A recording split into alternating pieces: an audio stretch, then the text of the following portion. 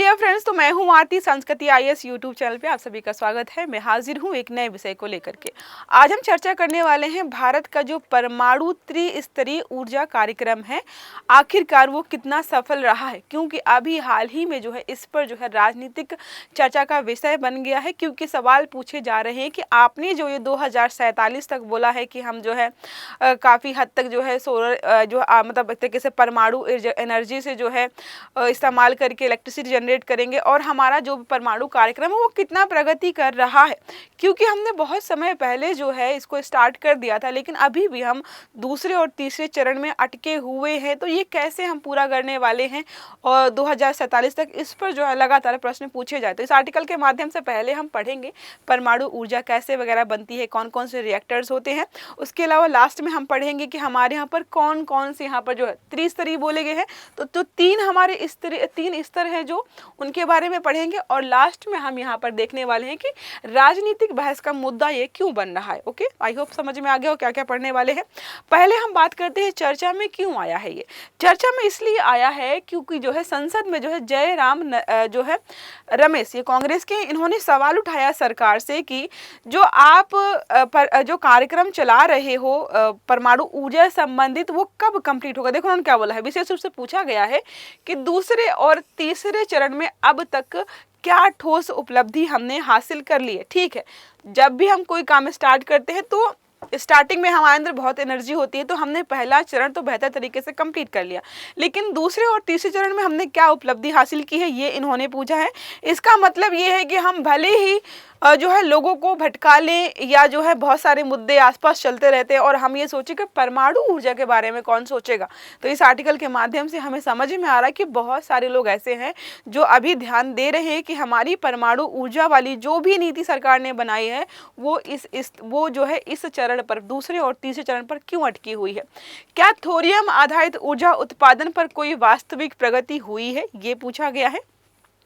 सरकार का 2047 का जो 100 गीगावाट का जो परमाणु ऊर्जा का लक्ष्य रखा गया है, क्या वो सच में हम जो है पूरा कर पाएंगे या नहीं पूरा कर पाएंगे। क्योंकि अभी शायद हम 8.8 गीगावाट पर हैं, 8.8 गीगावाट पर हम 2025 में बैठे हुए हैं। 2047 में हमें जो है 100 गीगावाट करना है, वो कैसे हो पाएगा, व्यवहारिक है या नहीं है, इस पर जो है यहाँ पर सवाल उठाए गए हैं। अब यहाँ पर बात करते हैं किस किस प्रकार के यहाँ पर जो है रिएक्टर्स इस्तेमाल होते हैं, ताकि हम पढ़ पाएंगे कि जो है प्रथम चरण में, द्वितीय चरण में और तृतीय चरण में किस किस प्रकार के रिएक्टर्स इस्तेमाल किए गए। पहला हमारा है फास्ट ब्रीडर रिएक्टर। इसके बारे में आपने बहुत बार पढ़ा होगा।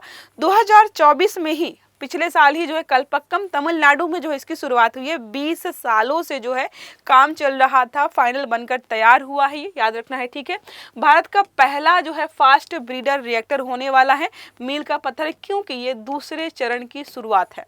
देखो प्रश्न पूछा है उन्होंने कि हम दूसरे चरण और तीसरे चरण के कौन से स्तर पर क्या कर रहे हैं। मतलब 2020 में हमने जो है दूसरा चरण जो है शुरू किया है, तो हम अपने लक्ष्य को कैसे पूरा कर पाएंगे।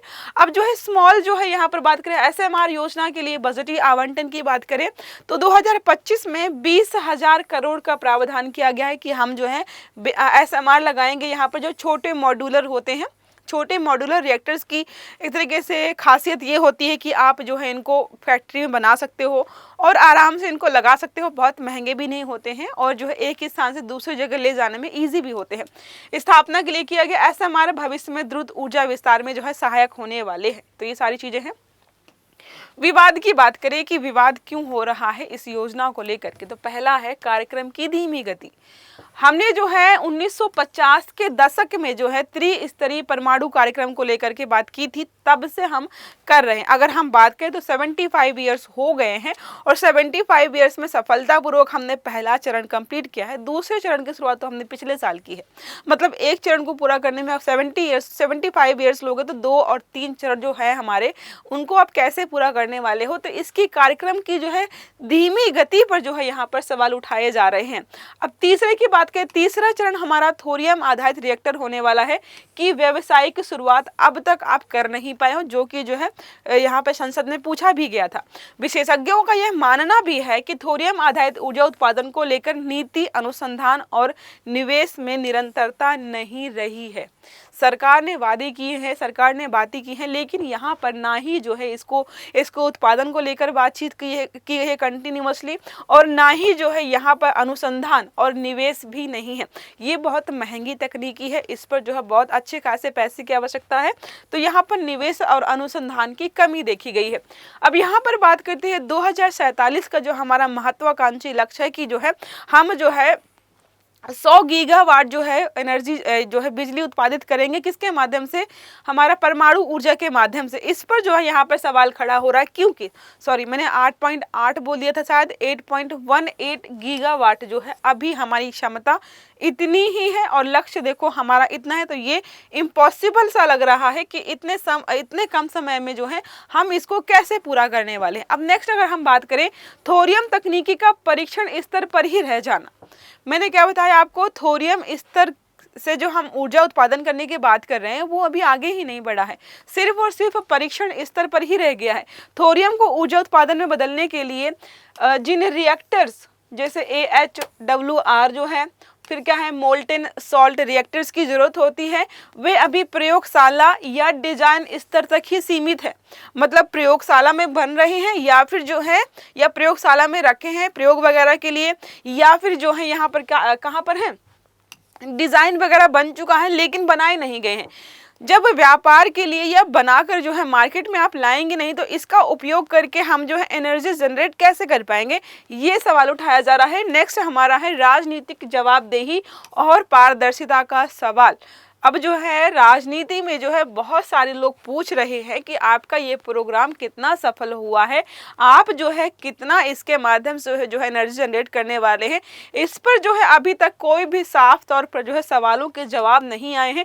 ये भी एक चिंता का विषय है, क्योंकि सरकार की ये जवाबदेहिता बनती है कि अगर उनसे कुछ किसी योजना के बारे में पूछा जा रहा है और उन्होंने एक लक्ष्य रखा है, तो वो लोगों को बताएं कि हाँ उस चीज़ को अब कैसे कंप्लीट करने वाले हैं। अब यहाँ पे बात करें मुख्य की पॉइंट्स की, जिसको शुरू में हमने पढ़ा था त्रिस्तरीय परमाणु ऊर्जा कार्यक्रम। आखिरकार ये है क्या, तो देखो क्या है, भारत में प्रचुर मात्रा में मौजूद है। थोरियम की बात करें हम जो है रेत वगैरह में जो है बालू वगैरह में जो भी समुद्र के किनारे है नदी है वहाँ पर आपको थोरियम पर्याप्त मात्रा में मिल जाएगी। इसका जो है TH232 होता है, ठीक है। पूर्ण उपयोग करना है जिससे दीर्घकालिक ऊर्जा सुनिश्चित हो सके। तो हमारा स्टार्टिंग ही इसी से हुआ था कि थोरियम का उपयोग करें, क्योंकि हमारे यहाँ पर ये पर्याप्त मात्रा में अवेलेबल है। फर्स्ट जो है प्रथम चरण तो हमने बेहतर तरीके से कर लिया, ठीक है। ये इमेज है कि कैसे जो है यहाँ पर थोरियम जो है यूरेनियम इस्तेमाल किया है, ठीक है। फिर प्लूटोनियम बना हुआ है, इसके बाद जो है यूरेनियम हो गया, ये थोरियम हो गया। तो ये सारे कैसे कैसे इस्तेमाल किए जाते हैं, कैसे प्रक्रिया होती है, ये सारा बना हुआ है। स्टेज 1, स्टेज 2, स्टेज 3, हम इनको 1 बाय 1 पढ़ लेते हैं। पहला हम बात करते हैं प्रथम चरण की, प्राकृतिक यूरेनियम का उपयोग होता है। देखो थोरियम है लेकिन हम जो है स्टार्टिंग में ही उसका उपयोग नहीं कर पाएंगे, तो प्राकृतिक यूरेनियम का उपयोग किया जाता है। यहाँ पर उत्पादन के साथ साथ बिजली उत्पादन तो होती ही है, यहाँ पर जो है प्लूटोनियम 239 का भी उत्पादन होता है। हैवी वाटर का उपयोग जो है शीतलक के रूप में किया जाता है यहाँ पर, और मॉडरेटर के रूप में भी किया जाता है। तो हैवी वाटर का इस्तेमाल जो है शीतलक और मॉडरेटर के रूप में जो है प्रथम चरण में किया गया है। उदाहरण की बात करें कहाँ कहाँ पर है ये, काकरापार जो है रावत भाटा और नरोरा आदि में जो है आपको जो है ये प्रथम चरण वाले जो है मिल जाएंगे देखने को। लास्ट में मैप लगा हुआ है, मैं आपको दिखा दूंगी। जब हम दूसरे चरण में आते हैं तो प्लूटोनियम देखो 239 यहाँ पर मिला था ना, हमें ऐसे याद कर सकते हो। दूसरे चरण में आएंगे तो प्लूटोनियम 239 को ईंधन के रूप में जो उपयोग कर यहाँ पर फिजाइल पदार्थों का उत्पादन, फिजाइल पदार्थ होते हैं जो कि जो है इस रिएक्शन को कंटिन्यू बनाए रखते हैं। चैन रिएक्शन जो होती है इसमें उसको जो है लगातार बनाए रखने का काम जो करते हैं उनको हम बोलते हैं फिजाइल पदार्थ, ठीक है। तो क्या लिखा हुआ है, प्लूटोनियम 239 का इस्तेमाल ईंधन के रूप में करेंगे और नए फिजाइल पदार्थों का यहाँ पर उत्पादन करेंगे ताकि जो है जो रिएक्शन हो रहा है वो लगातार बनी रहे। यह थोरियम को जो है यूरेनियम 233 में बदलने की शुरुआत करता है। यह जो अगर हम बात करें भारत का पहला जो है फास्ट ब्रीडर रिएक्टर की बात करें तो प्रोटोटाइप यहाँ पर जो है कलपक्कम में लगाया गया है, 500 मेगावाट का है, मार्च 2024 में शुरू हुआ है। इसी की हम बात कर रहे थे कि सेकेंड दूसरे चरण का है, ठीक है, और पहला लगाया गया है 20 सालों की लगातार रिसर्च सब करने के बाद जो है यहाँ पर पहला लगाया है। अब बात करते हैं तीसरा चरण जो है यहाँ पर, यहाँ तक तो अभी पहुंच ही नहीं पा रहे शायद हम। मुख्यतः क्या है, यूरेनियम 233 का इस्तेमाल होता है। एडवांस हैवी वाटर रिएक्टर्स यहाँ पर लगाए जाते हैं। इसके पहले क्या हमने पढ़ा था, सेकेंड स्टेज में हमने पढ़ा था फास्ट ब्रीडर रिएक्टर इस्तेमाल किए गए थे। थर्ड स्टेज में हम क्या करते हैं, एडवांस है हैवी वाटर रिएक्टर यहाँ पर इस्तेमाल किए जाते हैं। मोल्टेन सॉल्ट रिएक्टर्स जैसे डिजाइन किए गए हैं यहाँ पर। यह चरण जो है भारत को दीर्घकालिक स्वदेशी और टिकाऊ ऊर्जा का भविष्य देने वाला है। यहाँ पर इस्तेमाल क्या किया जा रहा है, यूरेनियम 233 का इस्तेमाल किया जाएगा। कौन सा है चरण, ये तीसरा चरण है। थोरियम आधारित रिएक्टर्स जो होने वाले हैं, अलग अलग जो है यहाँ पर कहाँ पर जो है स्थापित किए गए हैं। निरोरा है, हरिपुर है, कोवाडा है, ठीक है, आंध्र प्रदेश में, कलपक्कम तमिलनाडु में, मैंने बताया आपको ऑलरेडी। फिर क्या है, कुडनकुलम जो है तमिलनाडु में है, ठीक है। इसके अलावा जो है बात करें जो है कायगा कर्नाटक में है, जैतापुरा जो है महाराष्ट्र में देखने को मिल जाएगा, तारापुर महाराष्ट्र में है, मध्य प्रदेश में भी लगाया गया है, ओके। जो है मीठी विरदी जो है गुजरात में लगाया गया है, काकरापुरा जो है गुजरात में है, और जो है रावत भाटा जो है राजस्थान में लगाया गया है, ठीक है, हरियाणा में भी है। ये सारे अलग अलग राज्यों में लगाए गए हैं, ये आपको याद रखना है। अब यहाँ पे बात करें क्लोज्ड फ्यूल साइकिल की भूमिका। क्लोज्ड फ्यूल साइकिल की भूमिका यहाँ पर जो है इन रिएक्टर्स में क्या होती है, उपयोग किए गए ईंधन को फिर से प्रोसेस करके यहाँ पर क्या किया जाता है, प्लूटोनियम 239 और यूरेनियम 233 पुनः प्राप्त किया जाता है। इसको हम बोलते हैं क्या, क्लोज्ड फ्यूल साइकिल की यहाँ पर भूमिका के रूप में। यह भारत को क्या करेगा, फिजाइल सामग्री मैंने आपको बताया है कि चैन रिएक्शन को जो है बनाए रखने वाले जो भी सब्सटेंस होते हैं, जो प्रक्रिया होती है, जो सामान होता है, उसको हम बोलते हैं फिजाइल सामग्री में आत्मनिर्भर बनाता है, ठीक है। थोरियम आधारित रणनीति को व्यवहारिक भी बनाता है। ये सारा समझ में आ गया आपको यहाँ पर कि क्लोज्ड होती है सारी चीजें जो है बंद एक प्रोसेस में होती हैं, जिसमें प्लूटोनियम 239 और जो है यूरेनियम 233 मिलता है।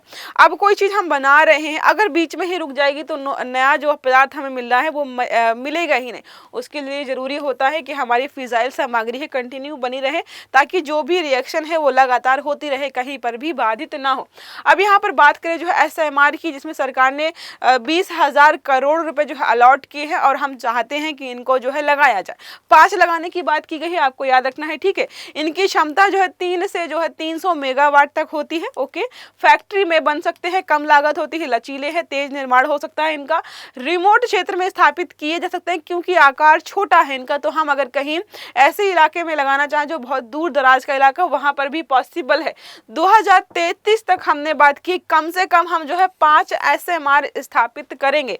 अगर प्रश्न पूछे SMR स्थापित करने के लिए सरकार ने कितना बजट दिया है, तो 20,000 करोड़ दिए हैं। इनकी क्षमता कितनी होती है, 30 से लेकर 300 मेगावाट तक, ठीक है। इसके अलावा हम बात करें 2033 तक कितने बनाने की बात की जा रही है, 5 बनाने की बात करी जा रही है। यहाँ पे अंतरराष्ट्रीय परिप्रेक्ष्य की बात करें कि चीन ने कब बनाया, अलग देशों ने कब बनाया, हमने जो है किसी देश का कौन सा सहयोग लेकर के इस योजना को कंटिन्यू रखा है। भारत ने चीन से पहले जो है परमाणु बिजली का उत्पादन शुरू कर लिया था 1969 में तारापुर में, ठीक है। हमने जो है इससे बिजली बनाना शुरू कर दिया था। भारत जो है NPT का सदस्य नहीं है, लेकिन जो है IAEA का जो मेंबर है, ठीक है, उसका जो सुरक्षा मानक होते हैं। अब परमाणु जो है परमाणु एनर्जी हो गया, ये बहुत ज़्यादा खतरनाक चीज़ें हैं, तो इनमें जो सुरक्षा मानकों का ध्यान रखा जाए तो जो है इनका हम मानकों का पालन जरूर करते हैं।